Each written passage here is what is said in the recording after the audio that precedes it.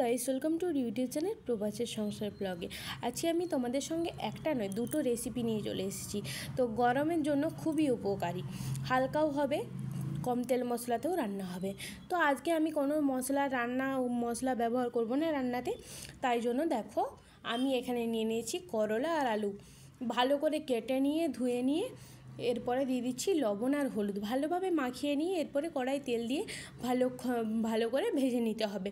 এরপরে কিছুক্ষণ আমি ঢাকা দিয়ে রেখে দিয়েছিলাম, ঢাকা খুলে দেখালাম। এই যে দেখো, আমি ভালো করে ভেজে নিয়েছি। দেখাবো এবারে সিদ্ধ হয়েছে কি না।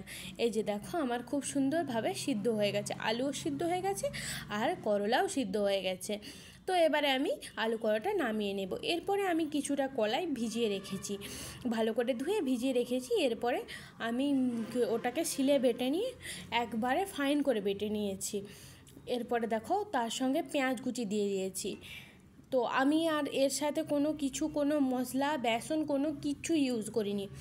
তো তোমরা তোমাদের ইচ্ছে মতো দিতে পারো, জিরে ধনে বেসন দিতেই পারো, আমি দিইনি, এটা না দিলেও মুচমুচে হবে।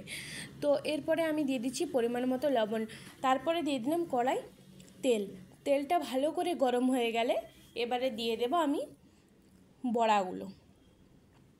তো এরপরে দেখো, ভালো করে এপিট ওপিট করে লাল লাল করে ভেজে নিতে হবে, যাতে ভিতরে একটুকুনো না কাঁচা রয়ে যায়।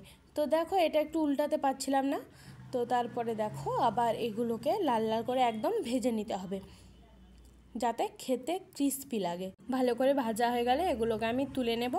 তো এরকম আরও ভিডিও পেতে হলে আমার চ্যানেলটাকে সাবস্ক্রাইব করে নিও এবং পাশে থাকা বেল আইকন অন করে দিও। লাইক কমেন্ট শেয়ার করতে একদম ভুলবে না। বাই।